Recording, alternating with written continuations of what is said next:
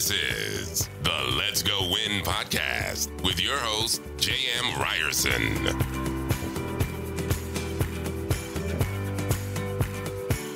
Hey, what's happening, you guys? Welcome back to Let's Go Win podcast. I have my neighbor, the mayor, the legend, Mr. Brian Pasch, founder of PCG Companies and a graduate of Rutgers University, has been actively involved with information technology since 1986 and with automotive franchise dealers since 2005.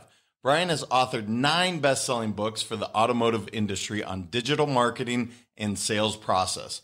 Brian is an active conference speaker, workshop presenter, and coach to business leaders seeking to develop world-class marketing strategies to reach their business goals. Brian is Google Analytics certified, and PCG Digital, the agency he founded, is a Google premium partner company. That's a lot of P's, brother. Yeah, it is. And they do that, and God forbid it was acronyms, then you would have to add to the library of other terms. I mean, we sprinkled in PCG, and then you got premium partner company. I'm a lot of P's. A lot of P's. 9 books. So this is what I love about podcasts. I've got to know Brian quite a bit over the last. We've spent a fair amount of time. He likes good wine. I like good wine. He likes tequila. I like tequila. He likes good food. I like tequila. But no, it's 9 books. Tell me, how did you get into doing what you do? Kind of the quick and dirty story of this is how I got to where I'm at. Yeah, I think most people, when they start their career, they never know where it's going to end up. You know, I graduated Rutgers. I was going to be a high school physics teacher, and I did that for a little while. I was a land surveyor. Then I started my own tech company. Then I worked at Goldman Sachs and eventually left Goldman Sachs to join my brother in a direct marketing, telemarketing company. As digital really came into play for the marketing, telemarketing was taking a back seat. I saw the future, so I left and started my own business. And it was really that desire to match my technical skills and my marketing skills. Digital marketing is the perfect combination. Got it. And does PCG, am I guessing, Pasch Consulting Group? Oh, come on. See, you decoded that. That was the big secret. I don't think anybody figured that out. So what is the key? All of us are trying to get better at digital marketing. I mean, look, I did the telemarketing. I did direct mail for a long time. This is still new to me. I'm the archaic caveman. Help those other cavemen and women out there understand, what are some of the biggest challenges that they can overcome by doing this simple thing? Right. Let's talk about for people who are in business for themselves. Okay. Probably the biggest free marketing tool they can have is something called Google My Business. It's the yellow pages for the internet, and it's free. Once you create your Google My Business listing, you could tell Google what type of business it is. And if it's multiple departments, you can put them all in. You can load up photos. You can get your customers to do reviews. You can do promotions. You could do product listings. It's all for free. In the automotive industry, half of all the phone calls that come to the dealership and half of all the sales opportunity forms, people say, I'm interested in a car, come as a referral from Google My Business. So it's mind-blowing when I go into some professionals, they may be a lawyer, a doctor, a tax coach, or, a consultant, and they do business locally. That's the key. I'm like, well, how come your Google My Business isn't set up? And they're like, no one ever told me. And once they see it, it's like, an amazing local visibility for the business. So instead of just brick and mortar, or obviously return on your, your initial client, I guess that initial client acquisition, half of your business is literally that first client is coming from these. Did I hear that right? Yeah. For most people who do business locally. Okay. So you could be a pet groomer. You could be a tax accountant. You could be a doctor, a plastic surgeon, car dealer. People use local search all the time. Now, if you're a consultant or your business serves the entire country like PCG Digital does, then you have to have a different strategy. And for those people who want a national presence, I think what you're doing here, podcasts, and LinkedIn marketing are probably, again, the 2 lowest cost, highest return. because not every person who's starting their business has a few $1,000s a month to be spending on Facebook or Google. So I like to start with free, get your base in as a professional, as a business owner, as a consultant, and then move from there. So what about the website? Because, I mean, again, if I'm a brand new business, I always think, gosh, my website has to be dialed in. Is that first step, or is it literally, let's start the Google business? And again, maybe those are elementary questions, but I'm a basic guy. I don't know what the right steps are. And I need guys like you that know how to, hey, I got a great product, but no one knows about it.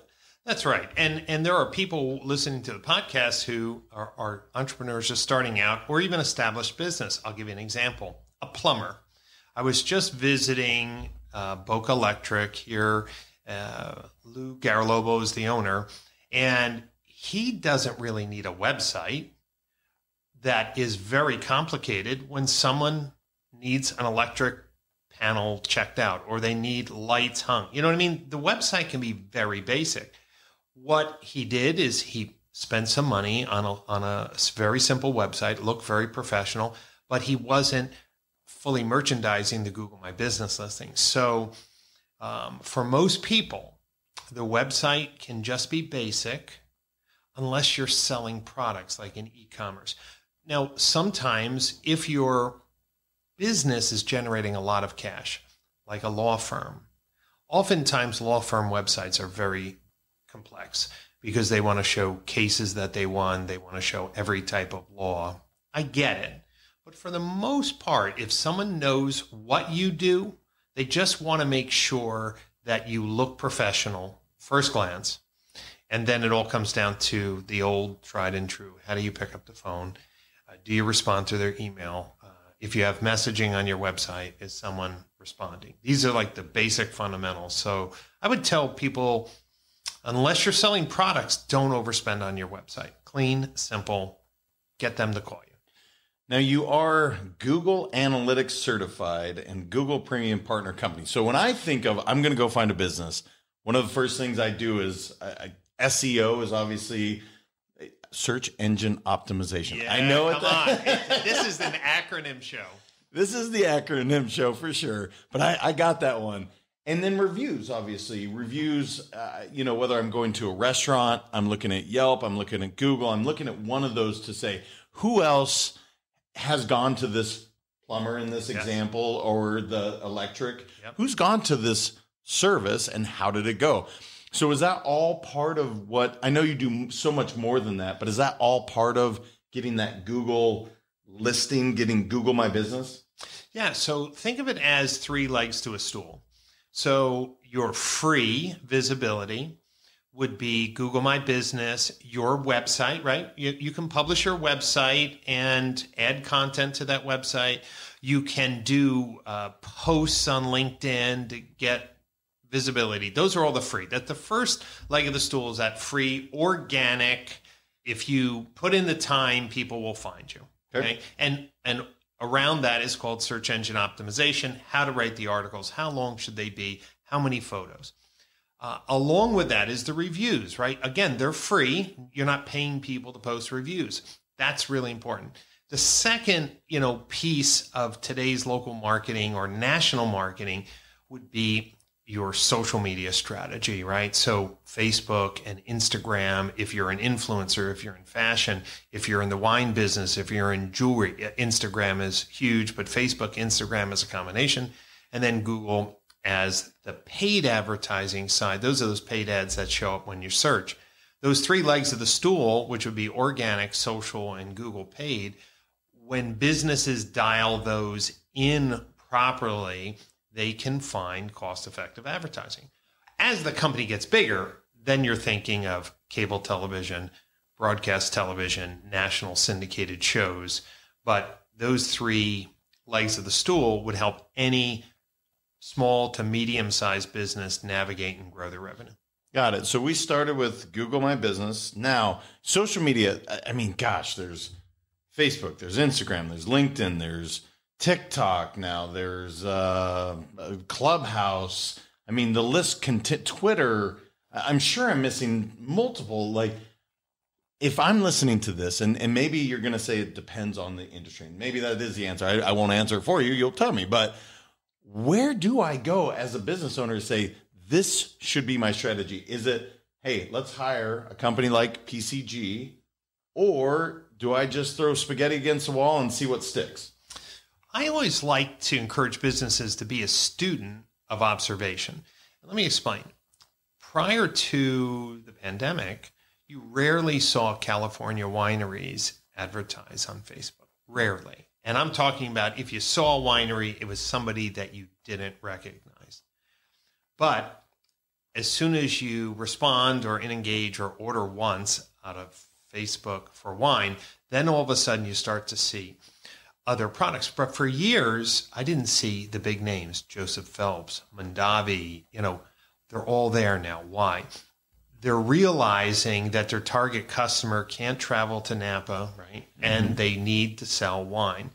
So I think for most businesses, Facebook gives you the best bang for the buck if you're not in the high visibility business. Okay. Like someone looks at a bottle of wine, they're in love with the wine, not the label per se. If you're in the fashion, clothing, jewelry, travel, then it's all about photography. And the people who respond best to photographic would be Pinterest, right? And Instagram. So best bang for the buck. Now, navigational and always important if you have enough margin. Google advertising gives you instant business, right? Because unlike Facebook or Instagram, where you stumble over that Greek hotel or stumble over that beautiful gift for your wife, Google is intentional. When someone types in best Santorini hotel, I mean, you're pretty much getting someone low funnel. They are intentional in their search. Google's going to charge you a lot more for that. So I think that if you have enough margin, if you're selling products where you're making a buck or two and you're hoping to do volume, paid search is probably not your gig. It's probably social media. So let's talk about Google Pay, because I will be the first to say I've never personally done it for my businesses. So I'm going to be the guinea pig here and say, is it as simple as just, I guess we've done Facebook ads. So is it very similar in that regard, the whole process? Or am I literally picking up the phone to Google and saying, hey, want to make my business great? This is the search. How does that even look, brother? Yeah. So the way it works in general is you're going to tell Google, I have a budget and I'd like to reach this geo. So you start with how much you want to spend, what zip codes or radius you want to target, and then the keywords that you believe show intent for your product. So divorce attorney could be one, but very broad. But divorce attorney in Boca Raton, if you're in Boca Raton, that's even juicier, right? And if it is even more specialized, divorce attorney in Boca Raton for millionaires, okay, depending on what your practice is. Sure. So you tell Google, these are the keywords I think I want, and Google will tell you, well, here's some other ones to consider. And then you give them some money, and they start spending your money. The key here is, where do you take them? Most people take them to a website. Do you have a page on the website that matches what you bought, right? So if this was honeymoon suite in the Florida Keys, you better have a page that has something all about the honeymoon experience. Don't take them to the homepage. Don't take them to a senior citizens page. You know what I mean? It's like, so keywords, take people to some landing page experience, and then you hope that that ad brought someone who called, chatted, messaged, or filled out some type of form. And we call that a conversion. So Google is basically pay per conversion, right? PPC, or pay per opportunity if it's maybe someone starts messaging you. So it's instant traffic, though. That's the thing. Sometimes in a Facebook ad, you may need to see it a few times because, right, it's accidental. But now Facebook is doing ultra high targeting as well. So they know that I like wine. I see wine ads every single day. But still, if I'm not intentionally in wine buying mode, you understand? Mm-hmm. Like I just bought a lot of wine this month. I'm just skipping.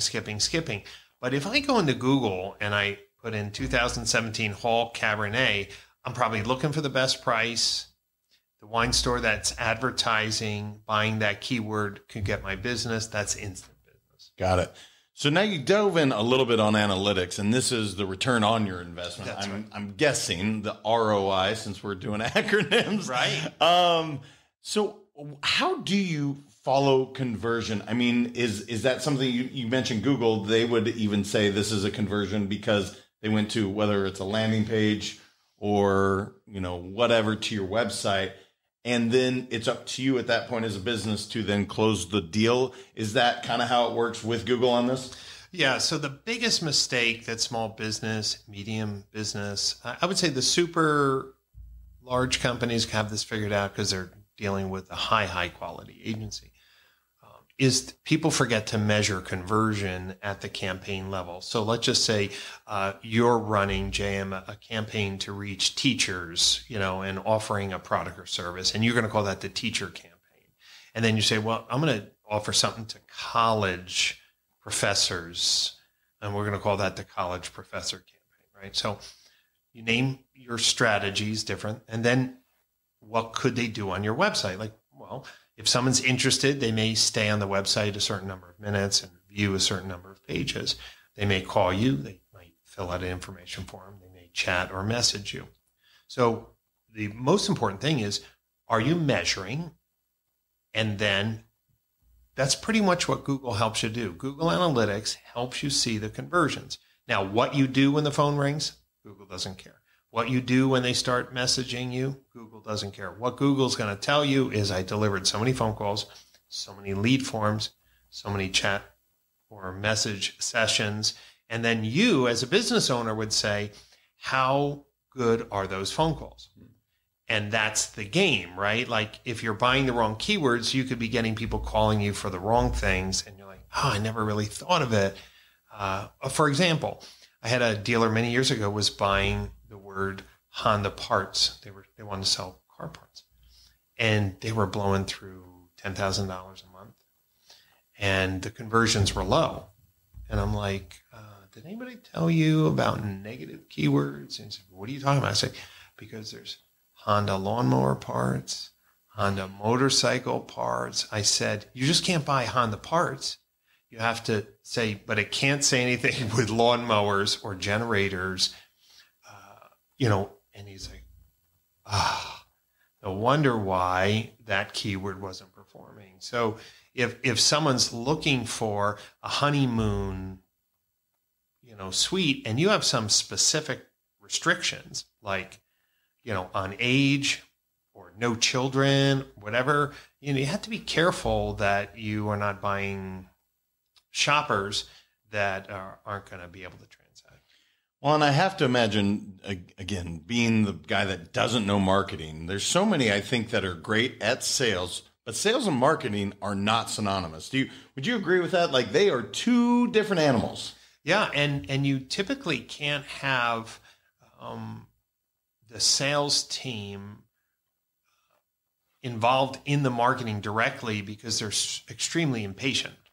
So, a sales manager might say, let's try this. And, after 1 or 2 days, this is not working. Let's try something else. And we could say, well, listen, the way online marketing works is unless they're super low funnel, they're going to see your ad and they're going to see your ad. And then maybe by the second or third interaction, they're going to raise their hand and ask for help.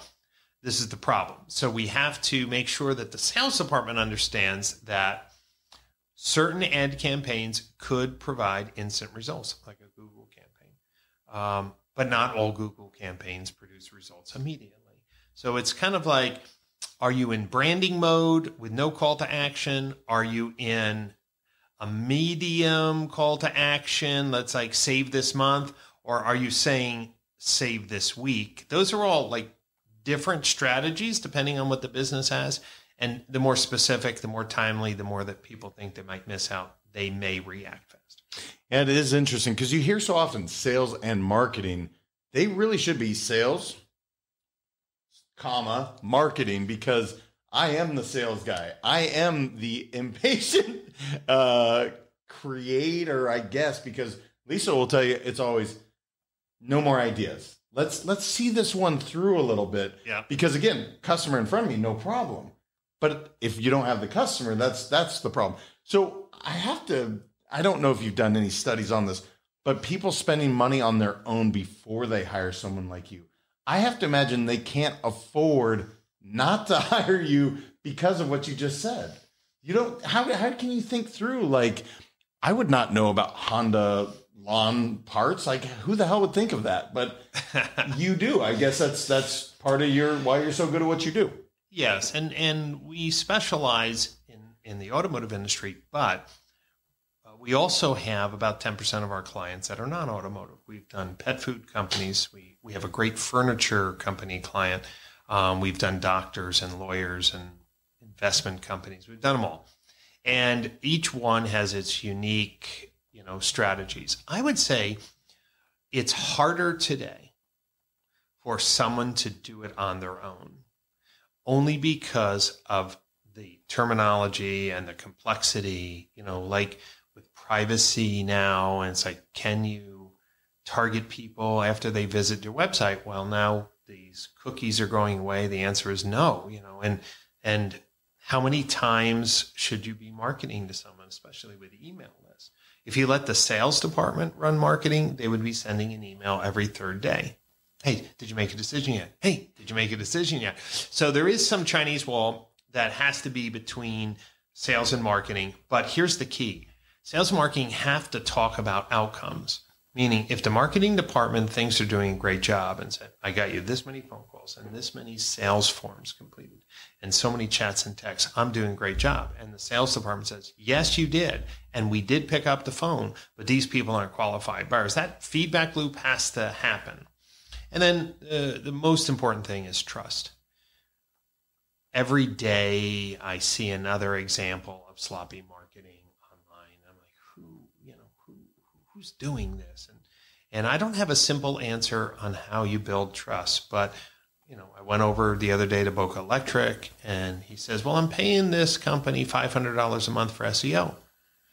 And I said, okay, are you happy? He says, I have no idea how to even inspect it. I said, but so then why are you spending? He's like, because someone told me I needed it. So I looked if the basics were done, and none of it was done. It was sad. And he's like, but I signed a 6 months contract. And I'm like, well, just break the contract. Don't pay it. I mean, they're not doing what they're supposed to do. So I think part of the other problem is, and you started the conversation with, Brian, this isn't my strong point. I know how to sell. You give me someone on the phone. You give me someone warm that's interested in our product or service, I can close them. Well, that's what most business owners are, right? They built their business through sales, and they just have not learned digital marketing. So it's all about trust, I think. Well, and I've heard the saying that the best known outperform the best, quote unquote, all the time. And what I mean by that is, just because somebody is the best known, they have a great market, that doesn't mean they're great. And that's not a slight to that means the marketing department's doing a great job. But so often, to the example of the electrician, he might be the best electrician in Boca. But if nobody knows about him, that's right. There's the challenge. Yes. And then for the people who know that they're their best and they know that they could grow their business, right? Think about how many people listening to this podcast or involved in a business or thinking about a new adventure, or their business is underperforming. Mm-hmm. Marketing is that accelerant for sales. So the question is, find someone that has experience in your industry. Find someone who you feel you can trust. The client referencing thing is, I'm just telling you, for every agencies, there's 4 blind squirrels that are paying them every month. They have no idea, and they're on their list. Hey, how long have you been with that agency? They're great. Are they doing a great job? Yeah, they're doing a great job. Honestly, I've had people tell me my agency's doing a great job, and I go into Google Analytics and I see the lack of setup, I see the lack of conversions, and I'm like, what are you basing your opinion on? They said, well, they sent me this great report, and they show me all this stuff. I said, do you understand it? No, but it looks impressive, And I'm like, Okay, we need to step back a minute. So I think you got to look for other winners in your marketplace, find out who's doing their marketing, and that may be a better indication of success. Like I work for some of the biggest public companies and small companies, all range. But I like to work with people who want to win, and I would like to work with people who will want to learn what I'm doing so they can hold me accountable. We can have better conversations. So if I'm going out, if I'm listening to this right now and I'm like, I have a great business, I do want a good marketing firm, whether it's yours or how do you find it, brother? So how do they go about? Is it looking at their website? Is it to look, as you said, maybe testimonials or other businesses that they've worked with? And are those marketing companies pretty upfront with saying, here's who I've worked with and this is what we've done? Is that the most simple way to go find that? Yeah, so I would say that first line of thought would be if you're involved in a mastermind group, or what in the automotive industry we call it a 20 group, where 20 different dealers around the country that don't compete with each other get together quarterly. I mean, do some peer discussions. So I think that most people, when they're in an industry, met someone from out of state, like they're not competing with locally. Sure. You're a local lawyer, went to the national convention, you met 4 amazing guys or gals that were crushing it. I'd call them up and say, who you using for marketing, right? So try to use your peer group. Second, your peer group may be stuck in the Stone Ages. And I think what you need to do is look at maybe some local marketing that you're seeing in your Facebook feed or your Instagram feed. And even though they may be in a different niche, you say, man, I'm seeing these ads. I'd love to be this visible for my business. Call up that, local clothing store. Call up that lawyer and say, by the way, I'm not in your business. I'm in this business, but I see your stuff on Facebook all the time. I see your stuff on Instagram. I think it's amazing. Could you tell me who your agency is? Those are some things, because if you just put in best digital marketing agency into Google, believe me, people are buying those terms. Whether they're the best or not, would be hard to tell. So that's the observing part. And you started pretty early with just saying, look, be observant in your space. Look out, be aware of what's happening. That's what I'm hearing there. Absolutely. Because once you're a student in the business, you're going to find, like, for Google My Business is a perfect thing. One time they added the message button instead of just phone call messaging. And so if you have a message button, that's instant for people on mobile phone. Maybe they don't want to call. Then Google added for certain restaurants and hotels a booking button. These evolved over time. I remember the first time I saw the booking button. I'm like, oh, this is amazing. And now, like in automotive, they have schedule a service button, which is about half of the phone calls to a local dealership anyway. It's about service. And now they're putting an inventory feed. So this free local mini website basically now can have their products listed automatically. So be a student, see how you're interacting in other businesses, how you communicate, how you like to communicate.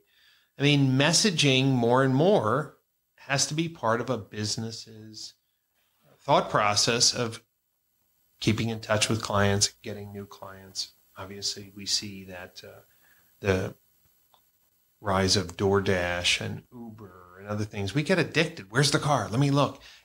And this little messaging, we just don't realize how comforting it is when we know when our food's going to come. Instead of saying, did they get my order? Yes, they got it.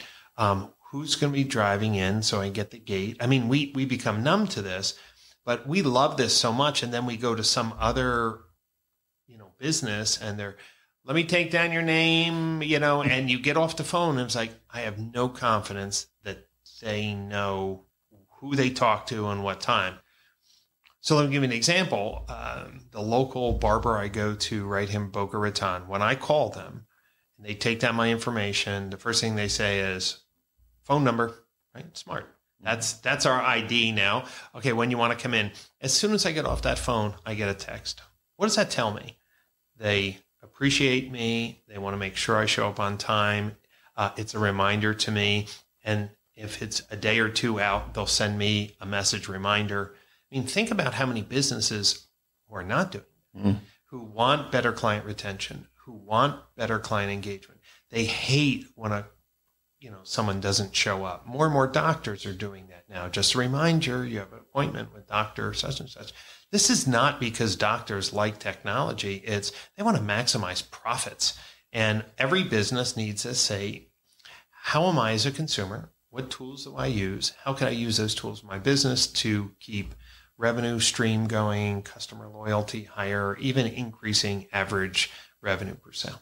It's so interesting you were talking about this because quite literally 20 minutes before you came in, I was calling for juice. Now, the reason I'm doing carrot juice, and it's a long story, it's for my stomach. But anyway, the guy didn't ask for my name, number, nothing. And I'm like, do you want me to pay you? He's like, no, you just take care of it when you get there. And I'm like, okay. So either his business is just kicking ass that good that he doesn't have to worry about it.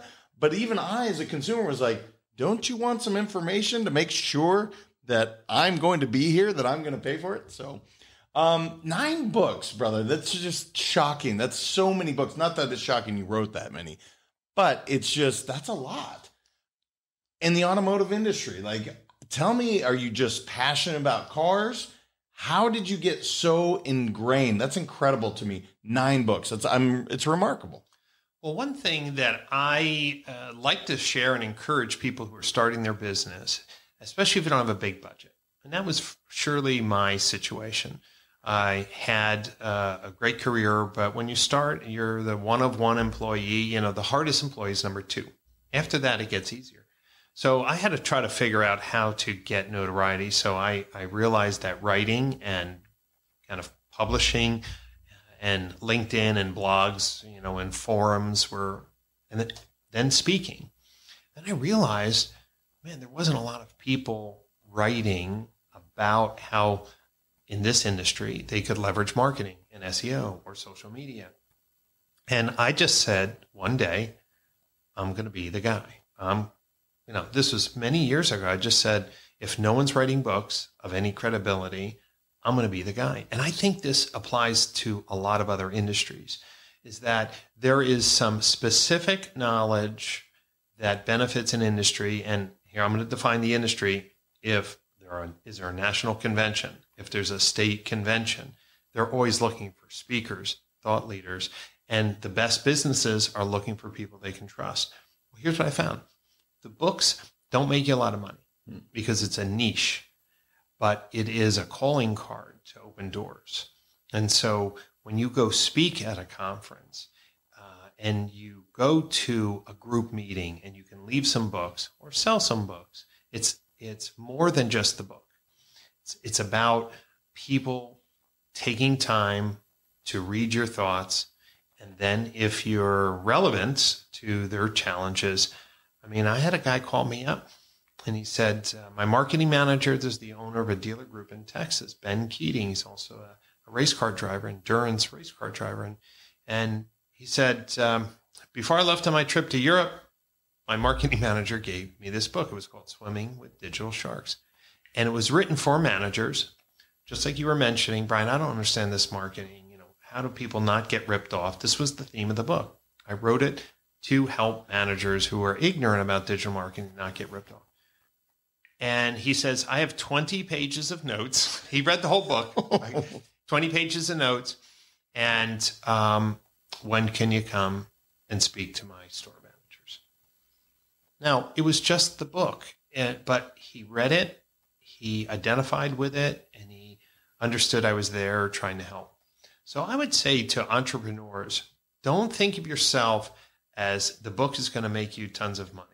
Don't minimize the quality either, but think of it as a way to unlock opportunity and to place you in the middle of the conversations that are relevant to your industry now. And the reason why there's 9 books is because over the last 15, 16 years, which I've been in automotive, those books reflect what were some of the challenges at that time.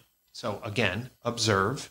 If there's some challenges that could be political issues, meaning within the framework of your customer and the government, or it could be internal issues, an industry going through change, like automotive, right, is going through the EV change. That's a big change. Big change. Yeah. So if you see big changes going on in your industry, I would encourage you to write about them. And maybe it starts with some blogs, and maybe it starts with some smaller papers, but you can self-publish and get your books listed on Amazon. Don't expect big sales. What you need to do is start promoting it, and people, respond. Yeah, it is almost like a credibility piece. It's like, well, I know you followed through enough to write a book. It's kind of like someone being married. They're like, well, somebody else can stand you enough. You can't be that bad. Right. You've passed some type of test. It's a little bit of a test. So while we're talking about books, and you do a heck of a lot of videos now. I mean, shoot, the camera I'm literally filming on, you helped set up. So talk to me about, you seem to be able to transition and know, like, okay, maybe it's not just books. Now it is video, because this is the time of the market. I observe that, again, TikTok didn't exist, I think, just over a year ago. Now it's changing the world to a degree. So I guess my question is, how important is it to pivot, to go to these videos? And are you still writing and doing videos? Is it a little bit of both? I'm just curious. Yeah, I think most people are trying to create at least 2 channels for their content. And so if you have something important you want to get out, I think writing a short article helps for people who are the type that like to learn through reading. And then doing it on video, and then peeling off the audio track for podcasts, right? So if you think about it, Facebook and Instagram is more of a video format.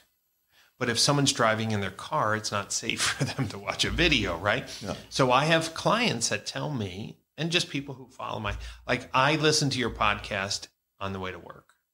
If I only wrote the article, they're probably not going to absorb that to the degree that they are and make time for it. There are people who've told me, Brian, I don't like to read. And I say, well, thanks. I've written 9 books. That's very encouraging. But you know what it was? It was just really them raising their hand that says, can you just communicate to me in a way that I can absorb? So I think if you want to be thought leader, if you want to establish your position in any industry, if you want to help the most amount of people understand, some people like to read, some people would rather watch a video, and some people would rather listen.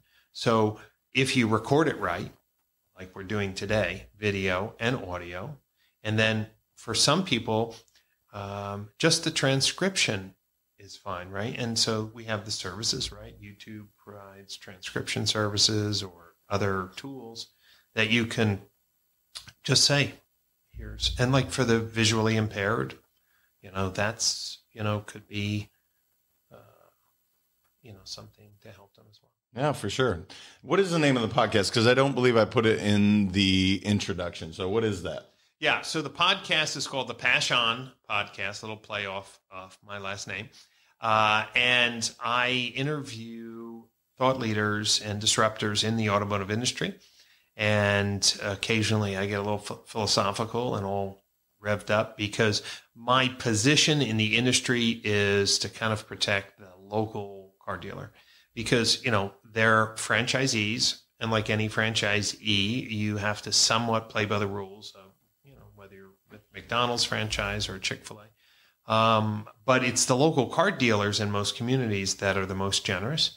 They support the most local charities. They're often very, very involved in the community, and one of the largest employers.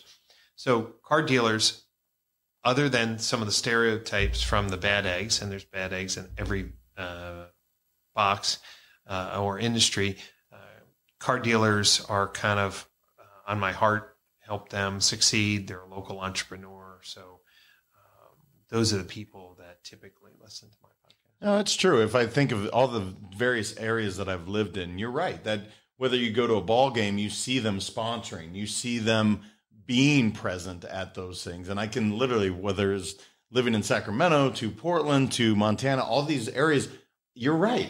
They were always established. Now that I think about it, that's really interesting. You said philosophical. So one of the things I love to ask is being an entrepreneur. I imagine you failed once or twice. I know I'm a professional failure. What is your process when it comes to failing? Do you have one specific that you're like, okay, that sucks. Let's try again. Is there a specific way that you go through that? Yeah, and I was glad that you brought that up because it's very important. Sometimes a lot of leadership podcasts or entrepreneurial podcasts talk about success stories. And I was involved in a very successful business that literally went to zero. And I had built a beautiful home, 10,000 square foot home. And literally when your income goes to zero for 2 years, and then eventually the business folded. And it was something that I was a junior partner, so I didn't have the ultimate control. It was devastating, and I remember one night just like those terror sweats, some people can identify with this where you're just soaked. I remember it and I remember clearly, I said, I'm not going to blame anybody else because, I could have gone through, I can't believe this happened to me. And I said, well, what are you going to do now? Like, stop depending on other people to do it. And I remember that was a clear, trigger that I had to do something. And, when you go through a failure, like your self-esteem gets beat up a lot. And I think that I had to do some healing because when a ship is sinking, there's often a lot of harsh words and a lot of, unpleasant trees that go along with a failing business. And I think I had to reset that I would be successful. I had to reset what success looked like. But it was a clear night that just said, Brian, you're responsible for your destiny and stop waiting for other people to do it for you. Yeah, I'm sure it wasn't an easy experience, but obviously has made probably your businesses now that much more fruitful, probably that much more fulfilling, certainly. And talking to you, I know you personally, that is the truth, that you can enjoy, and you have an amazing, you're going to Italy here for a little bit at your home in Tuscany. Like, you got a pretty good life, brother, but you went through the shit. That's right. And most people don't realize, like, yes, you have to go. When you're going through the stuff, the shit, congratulations. That's not a bad thing. And I'm glad I did ask that too. I have to ask this too, because you read a lot, you've written 9 books. Do you have 2 or 3 of the most impactful books that have really shaped your thinking, whether it's business or personal? Well, that's interesting. No one's asked me that question before. And I think that I'm a hard judge of books. Very few books outside of the Bible, so I'd have to say that's the most transformational book. I always find like I get a little tidbit here, but like transformational, books. There have been very few. I think Bob Burg and the Go-Giver, which is just a very fundamental book, which really teaches about paying it forward and be a connector. I think that book resonated with me. I had Bob come and speak at one of my conferences. He lives here in Florida. Very, very nice gentleman. Very simple concept. And if your listeners have never read The Go-Giver, it's so short you can literally read it in a day. I also was profoundly impacted by a book by Robert Morris on generosity and giving. And as a Christian, in addition to what we believe we should give back to the ministry of the church, he talks about generosity and the impact of generosity. And if God has blessed you, how you could be a blessing to others. And I think about that a lot because I wasn't raised seeing my parents give people money, right? We didn't have money to give. Sure. But generosity is contagious. And as I've been more and more generous, I've noticed I've inspired other people to be more generous, and it's contagious. And so I think that the book Beyond Blessed by Robert Morris was, and the companion book Blessed Life, just talked about what you could do, with the resources you have. You don't have to be a rich person to be generous. I think that's a missing gift and skill for most people. They live in a scarcity mentality or mindset, and things change when you really step out in faith and be generous. Well, you certainly embody the generosity, the spirit, the abundance mindset. I mean, it flows through you, brother. But I have to imagine it's not that you're looking for reciprocity, but it does. It happens. And I look, I admire that about you so much. The last question I have, and it's maybe just, what should I have asked you? I just didn't know enough to ask. And I'm like, you're like, dang it, JM, I have to say this to the audience before we finish up.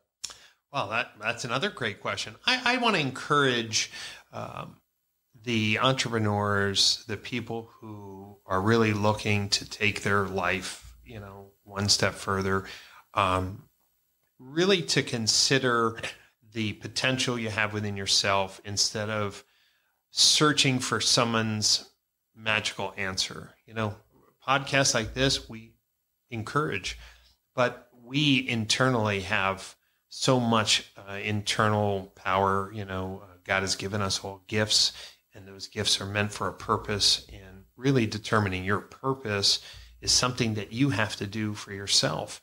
And, I think there's a lot of people who are charging young entrepreneurs lots of money to be the next life coach or the next super leader. And I feel sad a little bit, because I know so many people who've spent their money and it really has to come from within and really understand your gifts and talents. One of my gifts is hospitality. One of my gifts is generosity.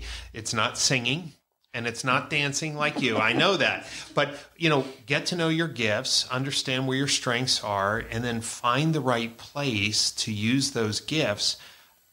Those are some, very practical and basic things, instead of trying to fit a square peg in a round hole. I mean, really do an assessment of yourself and then find the right place for that.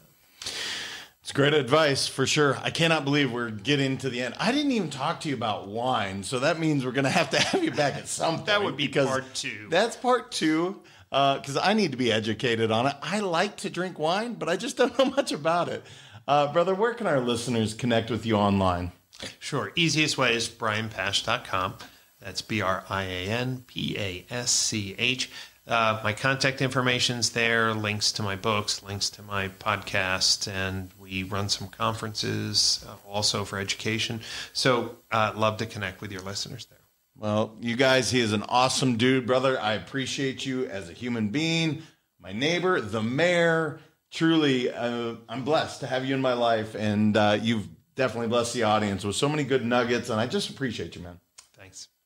You guys, check out Brian Pasch. We will link everything in the show notes. 9 books, podcasts. He can help your business if that's what you're into, or you just need good advice on wine. He's got that too.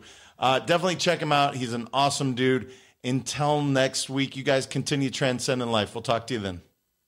Thank you so much for listening. If this content is delivering value to you, please make sure to subscribe, rate, and review us. That helps us build this community, and that is what we are all about. Building this community as big as we can, helping as many people as we can, and deliver as much value as possible. Be sure to head over to letsgowinpodcast.com for information on my coaching courses, and make sure to follow us on Facebook, Instagram, and LinkedIn at Let's Go Win 365.